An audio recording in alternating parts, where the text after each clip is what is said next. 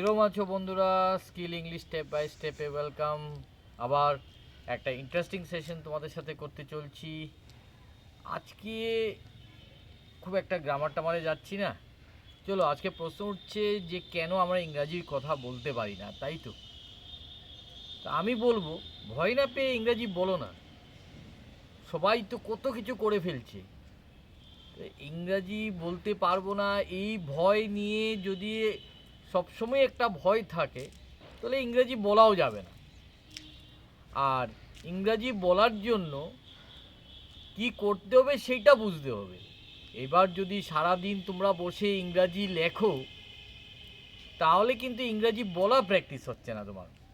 কি হচ্ছে, তোমার রাইটিং স্কিল বেড়ে যাচ্ছে, তাই তো? তাহলে প্রত্যেক দিন এই কথা না ভেবে যে হ্যাঁ ইংরাজিতে কথা বলবো, ইংরাজিতে কথা বলবো, প্রত্যেক দিন ভাবছো, কিন্তু ইংরাজিতে কি বলছো একবারও? হ্যাঁ বলছো না ম্যাক্সিমাম। কেন? ভয় পাচ্ছ। তো আমি বলছি, ভয় পাওয়ার কি দরকার? কেন ভয় পাবে? ইংরেজি বলতে গেলে ভয় পাওয়ার তো কোনো দরকার নেই। ইংরাজি বলতে গিয়ে কিছু ভুল হয়ে গেছে বা ভুল হয়ে যেতেই পারে, তার জন্য কোনো ভয়ের ব্যাপার নেই। কেউ তোমাদেরকে লাঠি নিয়ে মারতে আসবে না, তাই না?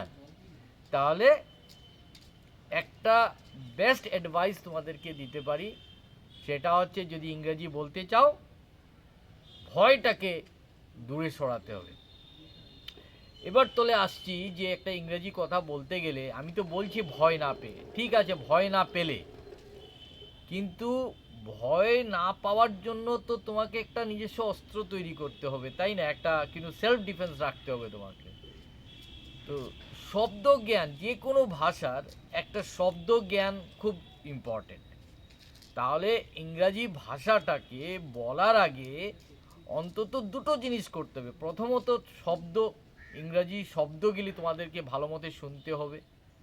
কি শব্দ এবং তার মানে কি, কোথায় শব্দগুলি কিভাবে ব্যবহার করা হচ্ছে, এইটা বুঝতে হবে। কারণ ইংরাজিতে দেখা যাচ্ছে একই শব্দ দুটো জায়গায় দুরকমভাবে ব্যবহার হয়ে যাচ্ছে, তো সেম মিনিং হচ্ছে না। ধরো একটা শব্দ আমি বললাম পুয়ার, এই পুয়ার শব্দটা যদি আমি ধরি, তাহলে আমি বলছি গরিব, আই এম ভেরি পুয়ার, মানে আমার কাছে কোনো টাকা পয়সা নেই, আমি অর্থনৈতিকভাবে খুব খারাপ অবস্থায় আছি। কিন্তু আমি তো এটাও বলতে পারি she is very poor in English বা she is very poor in mathematics. তাহলে এইখানে কিন্তু গরিব কিছু বোঝাচ্ছে না, এইখানে বোঝাচ্ছে যে সে খুব দুর্বল, ইংরাজি বা অঙ্কতে সে খুব দুর্বল। তাহলে দেখো, একই শব্দ, বানান এক, সব কিছু এক, কিন্তু তার অর্থ পার্থক্য আছে, তার মিনিংয়ের ডিফারেন্স হয়ে যাচ্ছে দুটো সেন্টেন্সে। এটা কি করে হলো? তাহলে এইটাও শুনেই তোমাকে শিখতে হবে। চলো আর একটু ইজি ওয়েতে আমি বলি একটা, কেন আমি বলছি ভয় না পেয়ে ইংরাজি কথা বলো। কি সেকেন্ড যেটা স্ট্র্যাটেজি আমাদের ইউজ করতে হবে সেটা হচ্ছে যে দেখো, আমরা সবাই বাঙালি, ম্যাক্সিমাম আমার যারা ভিডিও দেখছো তারাও বাঙালি, আমি এক্সপেক্ট করছি এটাই, কারণ আমার ভিউয়ারশিপ তাই বলছে। কিন্তু একবার ভেবে দেখো, আজকে স্কুলে যাওয়ার আগেই আমাদের মা বা বাবার সাথে বা কেউর সাথে আমরা কিন্তু কথা বলা অলরেডি শুরু করে দিয়েছি। তার মানে একটা জিনিস ঠিক, যে আমি স্কুলে যাওয়ার আগেই আমি ভাষাটাকে বলা শুরু করেছি। আমার কোনো টিচার লাগে নাই, আমার কোনো ফর্মাল এডুকেশন লাগে নাই, বিফোর দ্যাট আমি ভাষাটাকে বলা শুরু করেছি।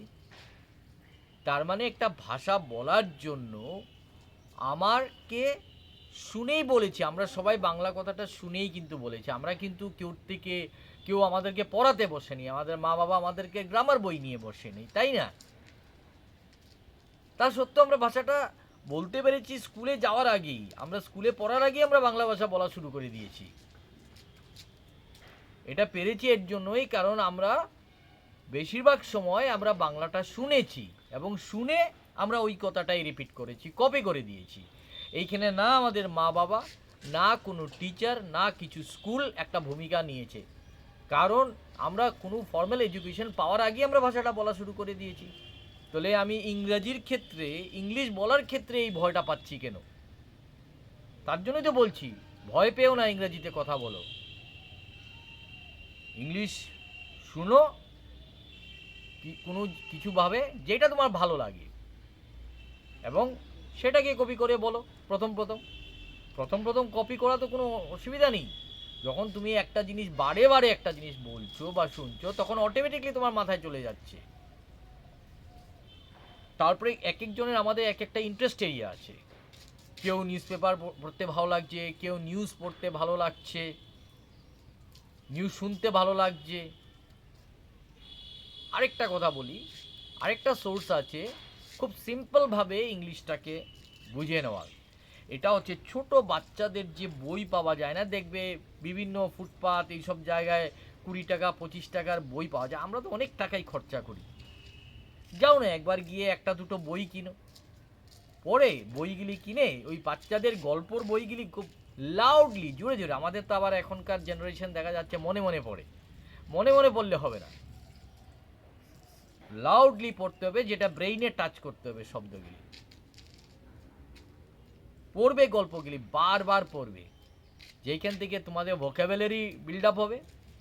সবচেয়ে বড় কথা উচ্চারণ, তোমাদের টাং মুভমেন্ট হচ্ছে ইংলিশে। আমরা পার্টিকুলার সময় অনেক সময় অনেক কথা বলতে পারি না, কারণ আমাদের টাং মুভমেন্ট হয় না ইংলিশে। আমরা শব্দটা ব্ল্যাঙ্ক হয়ে যায়, কি বলবো। অনেক সময় আমরা বলি যে হ্যাঁ শব্দটা আমি জানতাম, কিন্তু তাৎক্ষণিক তখন আমি বলতে পারিনি। কেন বলতে পারিনি? নলেজের অভাবে তো না, আমরা তো জানি শব্দটা, তা সত্ত্বেও বলতে পারিনি, কারণ আমাদের প্র্যাকটিসটা কম। তাহলে যদি আরেকটা জায়গায় তাহলে এই জায়গাটা আসা যায়, যদি ফোকাস না করতে পারো, ইংরাজি বলবো বলবো বলবো ডেইলি বলছো, কিন্তু ফোকাসটা কোথায় আছে? ফোকাসটা অন্য জায়গায় আছে, তাই না? যেই সময়টা আমরা সোশ্যাল নেটওয়ার্কিং সাইটে দিয়ে অনেক সময় আমরা নষ্ট করছি, অনেক সময় ওখানে টাইম স্পেন্ড করছি, আমি বলবো কিছুটা সময় একটু ইংরাজিটাকে বলার প্র্যাকটিস করো। এইখানে একটা ইংলিশ বলতে পারলে একটা ভেরি গুড ইমপ্রেশন সবাই উপরে এসে যায়, জানো তো। এবং এটা একটা পার্ট অফ সফট স্কিল, যেটা আমি পরে আরও ভিডিওগুলিতে করবো, যে সফট স্কিল আর হার্ড স্কিলের মধ্যে পার্থক্য কী। কমিউনিকেশন স্কিল যখন আমরা বলি, তখন তার মানে না যে ইংলিশেই সবসময়, কমিউনিকেশন স্কিলটাকে ইমপ্রুভ করার একটা জায়গা রাখতে হবে। আর ইংলিশটা কেন আমরা অ্যাড করবো এটার সাথে? কারণ এটা কর্পোরেটে এটাই অ্যাকসেপ্টেবল। ইংলিশ বললে তোমাকে এডুকেটেড, তোমাকে স্মার্ট, তোমাকে অনেস্ট, তোমাকে প্রেজেন্টেবল, এই ইমপ্রেশনটা একজনে তোমার উপরে পায়। কেন তোমাকে নেবে সে? কেন একটা ক্যান্ডিডেট তোমাকে নেবে? কারণ তুমি নির্ভয়ে, তুমি কনফিডেন্টলি বলছো কথাগুলি ইংলিশে, তাই না? তো এটা প্র্যাকটিস, একটা প্র্যাকটিস থাকতে হবে, একটা শিডিউল থাকতে হবে যখন তোমরা এই প্র্যাকটিসগুলি করবে। এবং আমি শিওর এই যে আমি অ্যাডভাইসগুলি তোমাদেরকে দিয়েছি, এগুলি আমার নিজের লাইফেও আমি ইউজ করেছি বা এটা করেছি, এবং সেই জায়গার থেকে আজকে আমি বিভিন্ন জায়গায় আমি ইংরাজিতে ক্লাস নেই।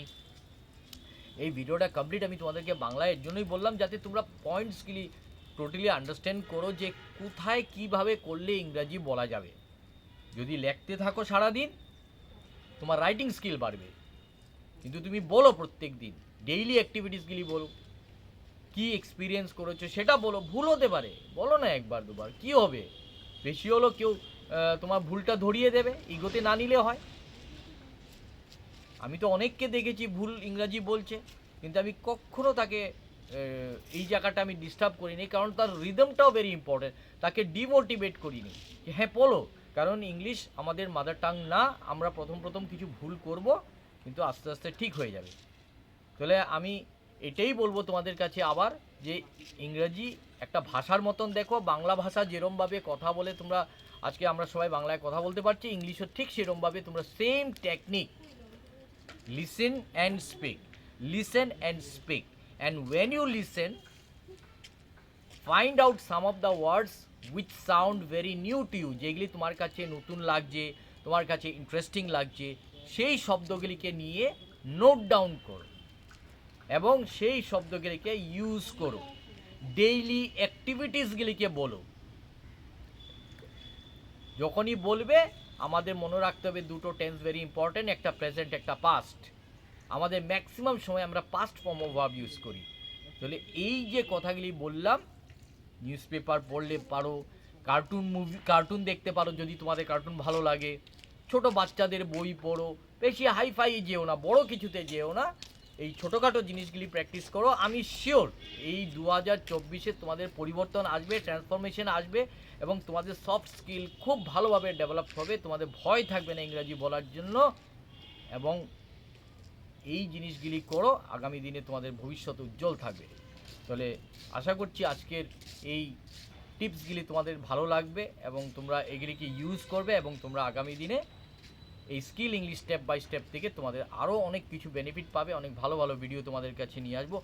কিন্তু যাওয়ার আগে একটা কথা বলবো, যারা নতুন এসছো তারা আমার ভিডিওটাকে লাইক করতে ভুলবে না, কারণ তোমাদের লাইক আমাদেরকে মোটিভেট করে বা আমাকে মোটিভেট করবে আরও ভালো ভিডিওগুলি করতে।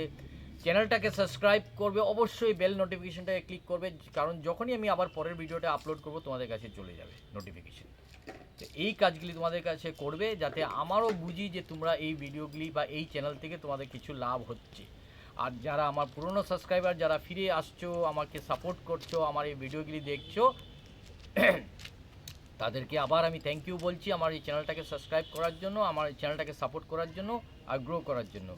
তাহলে নেক্সট টাইম আবার তোমাদের সাথে দেখা হবে from skill English step by step. Thank you and good bye.